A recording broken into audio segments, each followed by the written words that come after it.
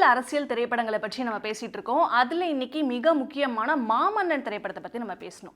ஏன் அப்படின்னு கேட்டீங்கன்னா, தலித் மக்களுக்கு சரியான பிரதிநிதித்துவம் கிடைக்கல அப்படிங்கிற ஆதங்கமும் அதுக்கான போராட்டங்கள் இன்னைக்கும் நடக்கக்கூடிய சூழ்நிலை தான். அரசியல் அமைப்பு சட்டப்படி பொது தொகுதி தனி தொகுதின்னு பிரிச்சு மக்கள் பிரதிநிதிகளா ஆக்குறதுக்கான உரிமை கொடுக்கப்பட்டிருக்கு. ஆனா சட்ட ரீதியா இந்த மாற்றம் நடந்தாலும் சாதி கட்டமைப்பால அந்த உரிமைகளை அவ்வளவு சீக்கிரம் அடைஞ்சிட முடியாதுங்கிறத ஒரு வேற கோணத்துல இந்த படம் சொல்லியிருக்கு அப்படின்னு சொல்லலாம். தன்னோட மக்களுக்காக ஏதாவது செய்யணும் அப்படின்னு ஒரு அடிமட்ட தொண்டனா ஒரு கட்சியில சேர்ந்து கடினமா உழைச்சு சபாநாயகர் அளவுக்கு வளருது அப்படிங்கிறது சாதாரணமான விஷயமே கிடையாது.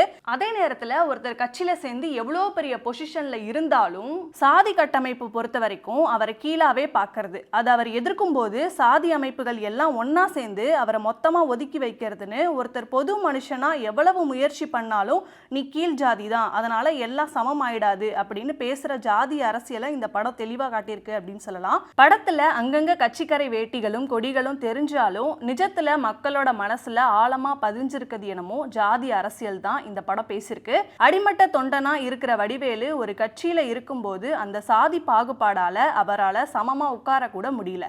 ஆனா மக்கள் பிரதிநிதிகள் எல்லாரும் இருக்கிற அந்த சட்டமன்றத்துல சபாநாயகரா எல்லாருக்கும் மேல தலைவரா அவர் உட்கார்ற அந்த இடம் படத்துல ரொம்ப முக்கியமானது. நிஜத்துல அதிமுக கட்சியில சபாநாயகரா இருந்த தனபால் அவர்களோட வாழ்க்கையை தழுவி எடுக்கப்பட்ட படமா இருந்தாலும் யதார்த்த அரசியலோட சாதி முகத்தை காட்டி ஒரு பெரிய விவாதத்தையே இந்த படம் கிளப்பிடுச்சு.